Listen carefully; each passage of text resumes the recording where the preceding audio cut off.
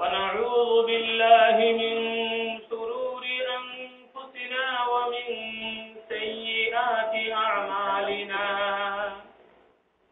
من يهده الله فلا مضل له ومن يضلله فلا هادي له ونشهد أن لا إله إلا الله وحده لا شريك له ونشهد أن سيدنا ومولانا محمدا عبده ورسوله أرسله الله تعالى إلى كافة الناس بشيرا ونذيرا وداعيا إلى الله بإذنه وسراجا منيرا أما بعد فأعوذ بالله من الشيطان الرجيم بسم الله الرحمن الرحيم المال والبنون زينة الحياة الدنيا والباقيات الصالحات خير عند ربك ثوابا وخير أملا وقال رسول الله صلى الله عليه وسلم ما قل وكفى خير مما كثر وألهى وفي رواية أخرى قال إذا كنس الناس الذهب والفضة فاكنسوا هؤلاء الكلمات اللهم إني أسألك الثبات في الأمر والعزيمة على الرشد وأسألك شكر نعمتك وحسن عبادتك وأسألك من لسانا صادقا وقلبا سليما وأسألك من خير ما تعلم وأعوذ بك من شر ما تعلم وأستغفرك لما تعلم إنك أنت العلام الغيوب اللهم صل على محمد وعلى آل محمد كما صليت على إبراهيم وعلى آل إبراهيم إنك حميد مجيد اللهم بارك على محمد وعلى آل محمد كما باركت على إبراهيم وعلى آل إبراهيم إنك حميد مجيد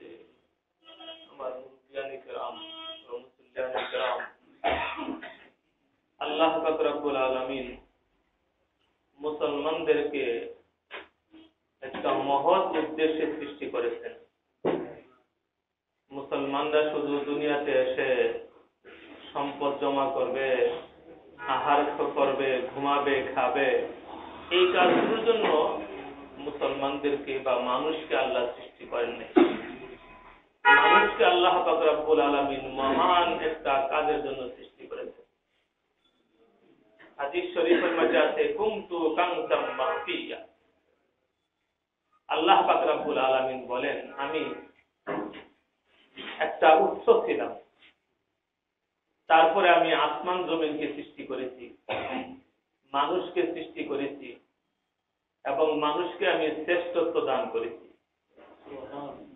মানুষকে শ্রেষ্ঠত্ব দান করেছে কারণ দুনিয়ার পৃথিবীর মানুষ তারা যতগুলো আল্লাহর মাখলুক রয়েছে সবগুলোর লক্ষ্য উদ্দেশ্য এই পৃথিবীতে শেষ হয়ে যাবে। আর মানুষের সেই লক্ষ্য উদ্দেশ্য এই পৃথিবীতে শেষ হবে না, তার উদ্দেশ্যের সৃষ্টি হবে পৃথিবী ত্যাগ করার পরে। কিন্তু লম্বা হাদিসের মধ্যে আসছে আল্লাহ পাক রব্বুল আলামিন মানুষকে যখন প্রথমে সৃষ্টি করেছিল, আস্তে সে একেবারে তার সাইজ ছিল পিপিলিকার মতো। আলমে আরওয়াহের মধ্যে আল্লাহ যখন মানুষদেরকে সৃষ্টি করেছিলেন তখন তাদের সাইজগুলো একেবারে ছোট্ট পিপিলিকার মতো ছিল। সেখানে আল্লাহ পাক রব্বুল আলামিন মানুষের নিকট থেকে একটা অঙ্গীকার নিয়েছিলেন। সেই অঙ্গীকার আল্লাহর প্রভুত্বের অঙ্গীকার। এই অঙ্গীকার যখন মানুষ করেছিল, আল্লাহকে প্রভু বলে স্বীকারোক্তি দিয়েছিল, তো আল্লাহ তাআলা তখন মানুষদেরকে বলেছিল, দেখো এমন যেন তোমার জীবনে অবস্থা না হয়, একদিন আমি যখন আবার তোমাকে আমার অঙ্গীকার সম্পর্কে জিজ্ঞাসা করব, তুমি এই কথা বলবে না, হে আল্লাহ আমি তো ভুলে গিয়েছিলাম। ওয়াইদ আখাযা রাব্বুকা মিন বানি আদম, কোরআনের আয়াতের মধ্যে আছে আল্লাহ তাআলা যখন বনি আদমদের থেকে, আদমের সন্তানদের থেকে একটা অঙ্গীকার নিয়েছিল, মিন যুহুরিহিম যুররিয়াতাহুম ওয়া আশহাদাহুম আলা আনফুসিহিম আলাস্তু বিরাব্বিকুম ক্বালু বালা। সেই আলমে আরওয়াহের মধ্যে আল্লাহ তাআলা বলেছিলেন, আমি কি তোমাদের প্রভু না? তখন রিওয়ায়াতের মধ্যে আসছে আল্লাহ যে জিজ্ঞাসা করতেন, আমি কি তোমাদের প্রভু না, কি উত্তর দিব? আল্লাহ আমাদের প্রভু এই কথাটা কোন ভাষায় বলবো? বনি আদমরা একে অপরের দিকে তাকাইতেছিল, কোন ভাষায় বলবো হে আল্লাহ তুমি আমাদের প্রভু? তাফসীরের হাদিসের কিতাবে লেখে, সর্বপ্রথম মুহাম্মদুর রাসূলুল্লাহ সাল্লাল্লাহু আলাইহি ওয়াসাল্লাম বলেন কি বালা, হ্যাঁ হে আল্লাহ আপনি আমাদের প্রভু। আল্লাহর নবী যখন সেই কথা বললেন, তার কথা শুনে সমস্ত নবীগণ বললেন যে বালা, হে আল্লাহ নিশ্চয় আপনি আমাদের প্রভু। তারপরে মানুষেরা বলল কি বালা, নিশ্চয় আপনি আমাদের প্রভু। আল্লাহ তাআলা বলেন ক্বালু বালা, সবর ভালা। আল্লাহ তাআলা তারপরে বললেন যে কি, আমি তোমাদেরকে থেকে সাক্ষীরা নিলাম, কিন্তু তোমরা বলেছো আমি তোমাদের প্রভু। তবে শোনো, তোমরা বর্তমান যে আকারে এত পিপিলিকার আকারে, সামনে তোমরা যখন যাবে তোমাদের আকারও বৃদ্ধি পাবে, তোমাদের লম্বা সময় দান করা হবে, সেই মুহূর্তগুলোতে আমি আল্লাহর অঙ্গীকারকে ভুলে যেও না। শাহিদনা আন তাকুলু ইয়াউমাল কিয়ামা ইন্না কুন্না আন হাযা গাফিলিন। এই জন্য তোমাদের থেকে আমি এই অঙ্গীকার নিলাম, যাতে করে আবার যখন আমার সঙ্গে তোমাদের দেখা হবে, সেদিন যদি এই কথা বলতে না পারো, হে আল্লাহ আমরা তো গাফেল হয়ে গেছিলাম, ভুলে গিয়েছিলাম। আও তাকুলু ইন্নামা আশরাকা আবাউনা মিন ক্বাবল ওয়া কুন্না যুররিয়াতাম মিন বা'দিহিম আফাতুহলিকুনা বিমা ফাআলাল মুবতিলুন। অন্যথায় যেন তোমরা এই কথা বলতে না পারো আবার, হে আল্লাহ পৃথিবীতে আসার পরে আমার পিতাকে দেখলাম সে শিরিক করত, মুশরিক, পিতার দেখা থেকে শিরিক করে ফেলেছি। পিতাকে দেখেছিলাম বাতিল ধর্মে বিশ্বাসী, পিতার দেখা দেখে আমি বাতিল ধর্মে বিশ্বাস হয়ে গেলাম, এই কথা বলা যাবে না। আফাতুহলিকুনা বিমা ফাআলাল মুবতিলুন, বাতিল আমার পিতা যে অন্যায় কাজ করেছে এই জন্য কি আমাকে ধ্বংস করবে? আল্লাহ বলে যাতে পিতার উপরে দুষ্টাপি দিতে না পারো, পিতামহের উপরে দুষ্টাপি দিতে না পারো, এই জন্য তোমাদের প্রত্যেকের নিকট থেকে আমি অঙ্গীকার নিলাম। কিন্তু মনে রেখে দিও, অঙ্গীকার নিলেন। সেদিন আমাদের সাইজ ছিল পিপিলিকার আকারে। হাদিস শরীফের মধ্যে আসছে সেদিন পিপিলিকার আকারে ছিল, মানুষ এলোমুলো অবস্থায় দাঁড়িয়েছিল আলমে আরওয়াহের সেই সাক্ষীর মুহূর্তে। কেউ কারো মুখোমুখি ছিল, কেউ কারো ডান দিকে ছিল, কেউ কারো বাম দিকে ছিল, কেউ কাউকে পিছন দিয়ে দাঁড়িয়েছিল। তো হাদিসের মধ্যে আসছে যারা মুখোমুখি ছিল তাদের মধ্যে দুনিয়ার জীবনে খুব ভালোবাসা মহব্বতের সৃষ্টি হবে। চাই একজনের বাড়ি এশিয়াতে হোক আর একজনের বাড়ি আফ্রিকাতে হোক না কেন, কোনোদিন দেখা হলে একেবারে পরম মহব্বতের সৃষ্টি হবে। আর যারা একে অপরকে পিছন দিয়ে দাঁড়িয়েছিল তাদের মধ্যে দুশ্মনী হবে, চাই দুইজন একই মায়ের সন্তান হোক না কেন। আমাদের দেশে এই নজির নাই, একই মায়ের সন্তানদের মধ্যে দুশ্মনীর নজির আছে না? আর দুনিয়ার এই প্রান্ত থেকে অন্য প্রান্তের ভালোবাসার অনেক ঘটনা আছে। কিন্তু তো সেদিন যে যেভাবে দাঁড়িয়েছিল মুখোমুখি যদি হয়ে থাকে তাদের ভালোবাসা হবেই, চাই একজন এশিয়ার হোক একজন কি আফ্রিকার হোক না কেন। আর একই মায়ের সন্তান যদি একজন একজনকে পিছন দিয়ে দাঁড়িয়েছিল, তাদের মধ্যে দ্বন্দ্ব হবে, ঝগড়া ফাসাদ হবে। তা আল্লাহ বলেন তারপরে তোমাদেরকে আমি আরেকটা জগতে পাঠাবো, সেটা পিতার ঔরস হয়ে মায়ের রেহেম হয়ে তোমরা দুনিয়াতে যাবে। কিন্তু আর আল্লাহর একটা ওয়াদা হলো, আল্লাহ তাআলা আলমে আরওয়াহের মধ্যে যতগুলো মানুষকে তিনি সৃষ্টি করার ইচ্ছা করেছেন, সবগুলো মানুষকে দুনিয়া নামক হাইওয়ে হয়ে তাকে আখিরাতে যেতে হবে। কিন্তু সেখান থেকে লাভ দিয়ে যাওয়ার কোনো সুযোগ নেই। কিন্তু দুনিয়াতে আসবে পিতার ঔরস হয়ে, মায়ের রেহেম হয়ে, ভূমিষ্ঠ হয়ে দুনিয়াতে এসে আখিরাতে যাবে। কিন্তু আলমে আরওয়াহ থেকে সরাসরি আখিরাতে যাওয়ার কোনো সুযোগ নেই। কিন্তু সেই দুনিয়াতে আসবে, কিন্তু যে কোনো উপায়ে আসুক না কেন, আপনি আমি যদি বাদ কন্ট্রোল করে ফেলি, জন্ম নিয়ন্ত্রণ করে ফেলি, তবু আল্লাহ তাদেরকে দুনিয়াতে এই জন্মসূত্রেই পাঠাবেন। কিন্তু কারণ এই দুনিয়াটাতে আল্লাহ তাকে ক্ষণিকের জন্য হলে পাঠাবেন। 1 সেকেন্ডের জন্য হোক, 1 মিনিটের জন্য হোক, 1 দিনের জন্য হোক, 100 বছরের জন্য হোক, 200 বছরের জন্য পাঠাবে। কিন্তু এই দুনিয়াতে আসবে, সেই দুনিয়াতে এসে সে যেন দুনিয়ার চাকচিক্যকে দেখে, দুনিয়ার সম্পর্ককে দেখে, দুনিয়ার সেই লোভ লালসার কারণে যেন আল্লাহর সেই অঙ্গীকারকে ভুলে না যায়। আল্লাহ এই জন্য ওয়াদা কিন্তু রেখেছিলাম, সাক্ষী রেখেছিলাম, শাহিদে না।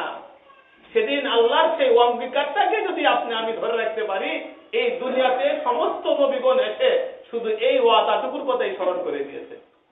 পৃথিবীতে আল্লাহর নিজাম হলো, যদি একজন মানুষ একজন নবীকে অস্বীকার করে, 1,24,000 নবীকে অস্বীকার করলে যে গুনাহ হবে তার একাই ওই পরিমাণ গুনাহ হবে। কেন হবে? 1,24,000 নবীর যে দাবি ছিল, সর্বশেষ নবীর একই দাবি ছিল। সর্বশেষ নবীর যে দাবি ছিল দুনিয়াতে আসার একত্ববাদের, সেটা হযরত আদম আলাইহিস সালামের ছিল। এই জন্য কোরআনের বিভিন্ন আয়াতের মধ্যে আছে যে, যেমন নূহ আলাইহিস সালাম বলছেন, কওমে নূহ অনেক রাসূলদেরকে অস্বীকার করেছে। তো তাফসীরে কিতাবে লেখে নূহ আলাইহিস সালামের গোত্র অনেক রাসূলকে অস্বীকার করলেন কি করে? নূহ আলাইহিস সালামের গোত্রের নিকটে হযরত নূহ আলাইহিস সালাম তিনি একমাত্র এসেছিলেন, আর তো কেউ আসে নাই। তাহলে তিনি অনেক রাসূলদেরকে অস্বীকার করলেন কি করে? এই আয়াতের তাফসীরের দুইটা ব্যাখ্যা দেওয়া হয়েছে। একটা ব্যাখ্যা দেওয়া হয়েছে, নূহ আলাইহিস সালাম যেহেতু দুনিয়াতে লম্বা সময়ের জন্য এসেছিলেন, হাদিসে লেখে হযরতে নূহ আলাইহিস সালামের বয়স হয়েছিল 1050 বছর। আল্লাহ তাকে এত লম্বা হায়াত দান করেছেন, 1050 বছর তাকে হায়াত দান করেছিলেন। যখন নূহ আলাইহিস সালামের বয়স 40 বছর হয়েছিল, তখন আল্লাহ তাআলা তাকে নবুয়ত দান করেছিলেন। আর 950 বছর তিনি উম্মতকে দ্বীনের দাওয়াত দিয়েছেন। এখন কত হলো? 990 বছর। 950 আর 40 কত হয়? 990 বছর। 990 বছর পরে আল্লাহ তাআলা যখন তিনি 950 বছর দাওয়াত দিলেন, এর আগে 40 বছর হলো, 990 বছর। তারপরে আল্লাহ তাআলা যখন বললেন, নূহ তোমার উপরে এই পর্যন্ত যারা ঈমান আনছে, নতুন করে আর কেউ ঈমান আনবে না, তখন তিনি গোত্রের বিরুদ্ধে আল্লাহর কাছে দোয়া করেছিলেন, বদদোয়া করেছিলেন। এই গোত্রকে ধ্বংস করার পরে তিনি দুনিয়াতে আরো 60 বছর বেঁচে ছিলেন। এই হিসাবে তার হায়াত হয় 1050 বছর। এই 1050 বছরের মধ্যে তিনি 950 বছর উম্মতকে দাওয়াত দিয়েছেন। এই জন্য বলছি কি, একজন নূহকে অস্বীকার করার অর্থ কি? বহু নবীকে অস্বীকার করা।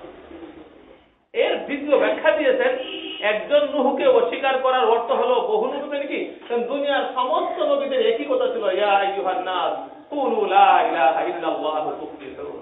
সবার একই দাবি ছিল, এক আল্লাহর দাবি ছিল। কিন্তু এই জন্য একজন নবীকে অস্বীকার করলে যে পরিমাণ গুনাহ হবে, 1,24,000 নবীকে অস্বীকার করলে সমান গুনাহ হবে। তো যাই হোক, এই ওয়াদাটুকু স্মরণের জন্য দুনিয়াতে আসলো। এই দুনিয়ার মানুষ যখন দুনিয়ার সম্পদ অর্জনে বিমূঢ় হয়ে যাবে, তখন আল্লাহর রাসূল বলছেন, তোমরা আল্লাহর কাছে কয়েকটা দোয়া করিও। আমি গত জুমাতে বিষয়টা শেষ করতে পারি নাই। একটা হচ্ছে, আল্লাহুম্মা ইন্নী আসআলুকা সাবাতা ফিল আমরি। হে আল্লাহ, আমি দুনিয়াতে তোমার কাছে দৃঢ়তা কামনা করি। আর মানুষের দৃঢ়তার মুহূর্ত তিনটা, একটা দুনিয়ার জীবনে, একটা মৌতের মুহূর্তে, একটা কবরের সওয়াল জবাবের সময়। এরপরে বলে আজিমাতা আল্লাহ রুশদি। হে আল্লাহ, তোমার কাছে আমি এমন একটা বস্তু চাই যে দৃঢ়তা যেন আমাকে হিদায়াতের উপরে সবসময় রাখে, কোনো কারণে যেন আমি হিদায়াত থেকে সরে না যাই। এই দোয়া করেছিলেন। 3 নাম্বার, ওয়া আসআলুকা শুকরা নি'মাতিকা। হে আল্লাহ, তোমার নিকটে আমি দোয়া চাই যেন তোমার নিয়ামতের কৃতজ্ঞতা জ্ঞাপন করতে পারি। নিয়ামতের কৃতজ্ঞতা হয় তিন ভাবে। একটা হয় অন্তরের দ্বারা, একটা হয় জবান মুখের দ্বারা, আর একটা হয় অঙ্গ প্রত্যঙ্গের মাধ্যমে। কিন্তু অন্তরের দ্বারা নিয়ামতের শুকরিয়া হয় কি করে? অন্তর থেকে বিশ্বাস করতে হবে এই সমস্ত নিয়ামত আল্লাহ তাআলা আমাকে দান করেছেন। অন্তর থেকে এই কথা স্বীকার করতে হবে এই নিয়ামতের যোগ্য আমি ছিলাম না, এই নিয়ামতের যোগ্য আমি নই, আমি এমন কোন আমল করতে পারি নাই, এমন কোন ইবাদত করে দেখাইতে পারি নাই যে ইবাদতের মাধ্যমে আমি কি দুনিয়াতে 3 বেলা খাওয়ার মতো যোগ্যতা রাখি। তারপরে আল্লাহ দয়া করে আমাকে নিয়ামত দান করেছেন, সেটা অন্তর থেকে বিশ্বাস করতে হবে। কারণ মানুষের জীবনে যে একদম কেন আমি পারবো না, কেন আমি 5 ওয়াক্ত নামাজ পড়ি, তাহাজ্জুদের নামাজ পড়ি, দৈনিক কোরআন তিলাওয়াত করতে পারি, তাহলে এত কিছু করার পরে কেন আমি নিয়ামতের যোগ্য হলাম না? সত্যি আপনি নিয়ামতের যোগ্য হলেন না। 5 ওয়াক্ত নামাজ পড়েন, কার দেওয়া কপাল কাকে দিয়ে চেষ্টা করেন, কার জমিনে কাকে চেষ্টা করেন, কার দেওয়া জবান দিয়ে কাকে আপনি রাখেন, এই জবানের মালিক আপনি নন। বিজ্ঞান বলতেছে এই যে গোষ্ঠীর থেকে টুকরা জিহ্বা যাকে বলা হয়, যার মাধ্যমে আল্লাহ তাআলা আপনাকে আমাকে বাক শক্তি দান করেছেন, এই গোষ্ঠীর টুকরার মধ্যে এমন কোনো অতিরিক্ত এমন কোনো উপাদান নাই, মেটেরিয়াল নাই, যে উপাদানগুলোকে জমা করলে যে কোনো অঙ্গ কথা বলতে পারে। কিন্তু আপনার জিহ্বাতে যা কিছু আছে, রগ রেখা যা কিছু আছে, তার মধ্যে এমন কোনো আলাদা উপাদান নাই যে এগুলো যদি আপনার হাঁটুর মধ্যে লাগান হাঁটুও কথা বলতে পারে।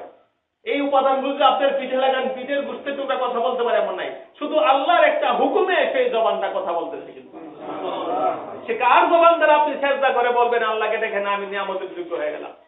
হাদিসের মধ্যে আছে, যদি কোনো মানুষ বলে হ্যাঁ আমি নামাজ পড়েছি, আমার নামাজ, আমার রোজা, আমার ইবাদত, আল্লাহ বলে কিচ্ছুই তোমার না।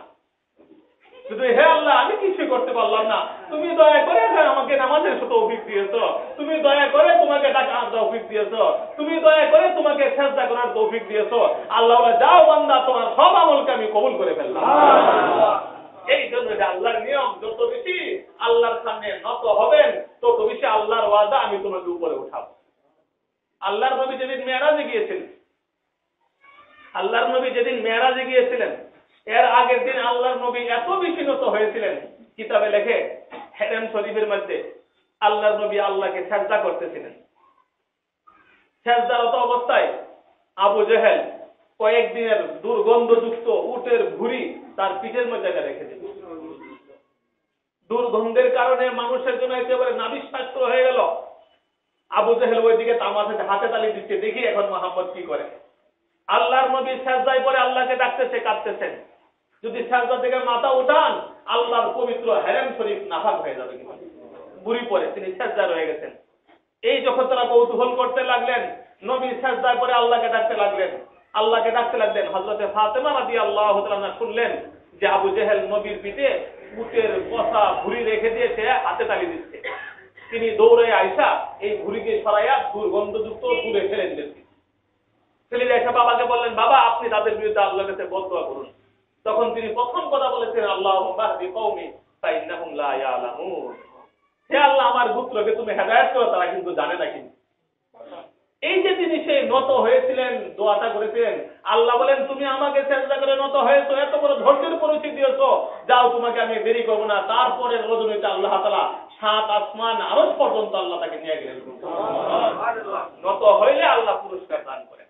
যদি আমি বলি না সেজদা করেছি আল্লাহ তোমার দয়ায়, আমার বাহুলে সেজদা করতে পারি নাই, 2টি টাকা আল্লাহর রাস্তায় দান করলাম তোমার তৌফিক দেওয়ার কারণে, আমার শক্তি ছিল না দান করার, তোমাকে একবার ডাকলাম তুমি আমাকে তৌফিক দেওয়ার কারণে, আমার ডাকার মতো শক্তি ছিল না।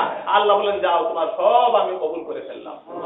আপনি আমার সালাতি অনুসুকি সব আমার নামাজ, আমার সালাত, আমার বলি, আল্লাহ বলে কিছুই তো তোমার না, সবই তো আমার হয়ে গেছে।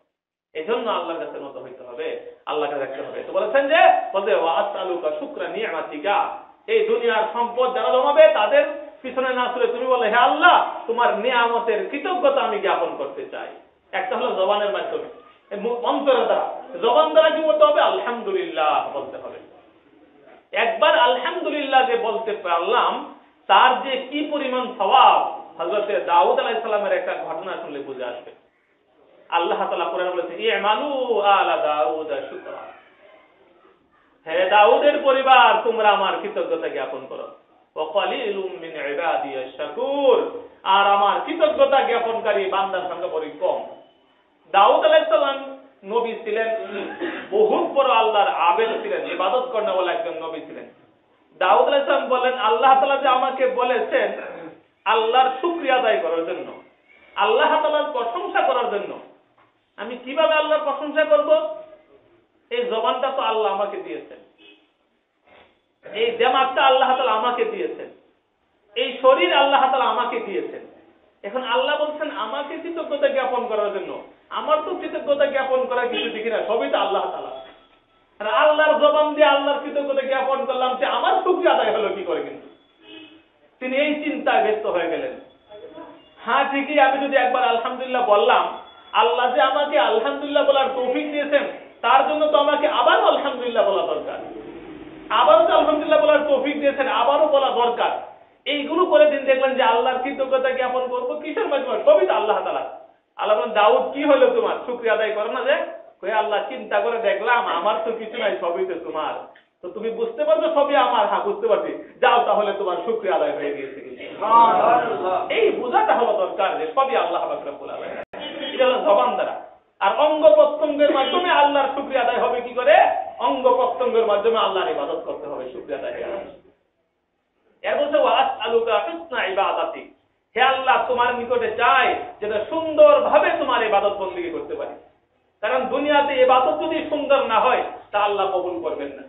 যদি আপনি সুন্দরভাবে ইবাদত কবুল করেন, ইবাদত করলেন, আল্লাহ বলল তোমার ইবাদতটা আমি কবুল করলাম না, এই কথা বলা যাবে? কেন করলেন না বলা যাবে আল্লাহ তাআলাকে? এই জন্য বলছে আল্লাহর ইবাদত যত বেশি সুন্দর করা হয় তত বেশি। এই জন্য আল্লাহ রাসূল সাল্লাল্লাহু আলাইহি ওয়াসাল্লামের একটা আমল ছিল, প্রত্যেক নামাজের পরে তিনি একটা দোয়া করতেন, আল্লাহুম্মা আইন্নি আলা যিকরিকা ওয়া শুকরিকা ওয়া হুসনি ইবাদাতিক। হে আল্লাহ তুমি আমাকে সাহায্য করো যেন তোমার জিকির বেশি বেশি করতে পারি, তোমাকে বেশি বেশি রাখতে পারি, প্রতিনিয়ত তোমাকে স্মরণ করতে পারি। জবানের হোক আল্লাহ আল্লাহ জিকির হোক, লা ইলাহা ইল্লাল্লাহ হোক, আলহামদুলিল্লাহ হোক, কোরআন তিলাওয়াতের মাধ্যমে হোক, তাদের বেশি বেশি করতে পারি। আইন্নি আলা যিকরিকা ওয়া শুকরিকা, তুমি আমাকে সাহায্য করো যেন তোমার বেশি বেশি কৃতজ্ঞতা জ্ঞাপন করতে পারি। ওয়া হুসনি ইবাদাতিক, তোমার কাছে আরেকটু সাহায্য চাই যেন সুন্দর থেকে সুন্দরভাবে তোমার ইবাদত বندگی করতে পারি। এই জন্য সুন্দরভাবে ইবাদত যদি না করা হয় তাহলে সেই ইবাদতকে আল্লাহ কবুল করবেন না। এই জন্য হাদিস শরীফের মধ্যে আছে এই ইবাদত করার পরে দুইটা কাজ করতে হবে। নামাজ শেষ সালাম ফিরানোর পরে দুইটা কাজ করতে হবে। আলহামদুলিল্লাহ বলতে হবে একবার। কেন আলহামদুলিল্লাহ? হে আল্লাহ তুমি আমাকে ইবাদতের তৌফিক দান করেছো। এরপরে আস্তাগফিরুল্লাহ বলতে হবে। 7 বারের কথা আছে, 3 বারের কথা আছে। কেন 3 বার আস্তাগফিরুল্লাহ বলবো? হে আল্লাহ তুমি আমাকে যে ইবাদতের হুকুম দিয়েছো, আমি তো বাহ্যিকভাবে সেই ইবাদত করার চেষ্টা করেছিলাম, এই জন্য আলহামদুলিল্লাহ বলেছি, কিন্তু তোমার কাছে মাফ চাই, আস্তাগফিরুল্লাহ। মাফ চাই কেন? আসলে সত্যিকারের ইবাদতের হক আমার দ্বারা আদায় হয় না, এই জন্য তোমার কাছে মাফ চাইতেছি। হ্যালো, ইবাদতের পরে দুইটা কাজ করতে হবে, যে কোনো আলহামদুলিল্লাহ বলতে হবে, আস্তাগফিরুল্লাহ বলতে হবে। কেন? তার ব্যাখ্যা হাদিসের মধ্যে আছে। একজন মানুষ আসলে সে নামাজ পড়ার জন্য, উদাহরণস্বরূপ জুমার নামাজ পড়তে আসলো। সে জুমার নামাজের 2 রাকাত ফরজ হোক, ক্বাবলাল জুমা হোক, বাদাল জুমা, সুন্নত নামাজগুলো হোক, সে নামাজগুলোতে দাঁড়িয়েছে একমাত্র আল্লাহর সামনে। হঠাৎ করে তার মন ওইদিকে কোনো দিকে চলে গেল, বাসার দিকে মন চলে যায়, দোকানের দিকে মন চলে যায়, গল্প গুজবের দিকে মানুষের মন চলে যায়। মনটা আছে না, নামাজের মধ্যে অনেকের মন বসে না। অনেকেই বলেন আসলে নামাজের মধ্যে মন বসে না, মাঝে মধ্যে কয় রাকাত পড়তাম তাও ভুলে যায়। কিন্তু এমন অন্যমনস্ক হয় মাঝে মধ্যে, ইমাম সাহেব কোন সূরা দিয়ে নামাজ পড়েছেন সেটাও কিন্তু মনে থাকে না। এই যে একটু অন্যমনস্ক আছে, অথচ আমি কার সামনে দাঁড়াইলাম? আল্লাহ রাব্বুল আলামিনের নিকটে। ইবাদতের শর্ত কোনটা? আনতা আবুদুল্লাহ কাআন্নাকা তারা, তুমি এমন ভাবে আল্লাহর ইবাদত করো যেন আল্লাহ তাআলাকে দেখে দেখে তাকে রুকু সিজদা করতেছো। আমার সামনে যদি একজন আমার বড় বস থাকে, তার সামনে যখন আমি একেবারে ফেরেশতা হয়ে যাই, এদিক ওদিক থাকাই না, তার কথা মতো জি স্যার বলতে থাকি, এমন ভাবে যদি আল্লাহ তাআলা আমাকে দেখে, সেই মুহূর্তে আমার ইবাদত কেমন করে করা দরকার ছিল, এইভাবে ইবাদত করা। ফাইল্লাম তাকুন তারা, যদি তোমার অন্তর এমন হয় যে না আল্লাহকে যে দেখতেছি এমনটা তো আমার মনে আসতেছে না, হ্যাঁ তাহলে একটা কথা মনে রাখো, ফাইন্নাহু ইয়ারাক, সেই আল্লাহ কিন্তু তোমাকে দেখতেছেন। সেই আল্লাহ যে আমাকে দেখতেছেন, সেই আল্লাহ আমাকে দেখতেছেন, এই কথা চিন্তা করলে আবার নামাজের মধ্যে দোকানের কথা মনে হয় কি করে, বাসার কথা মনে হয় কি করে, দুনিয়ার খেয়াল আসে কেন? বোঝা গেল ওই যে নামাজের হক ছিল সেই হক আদায় করতে পারলাম না। এখন যে হক আমি যদি আদায় করতে না পারি, আল্লাহকে সঠিকভাবে ডাকতে না পারি, তাহলে বোঝা গেল নামাজে আসছিলাম আল্লাহর ইবাদত করার জন্য, কিন্তু আরো তো আমার থেকে এক প্রকার গুনাহ হয়ে গেল। আল্লাহর সামনে দাঁড়িয়ে আমি দোকানের কথা মনে করি, আল্লাহর সামনে দাঁড়িয়ে আমার গাড়ির কথা মনে হয়, বাড়ির কথা মনে হয়, সম্পদের কথা মনে হয়, দুনিয়ার খামখেয়ালি হয়।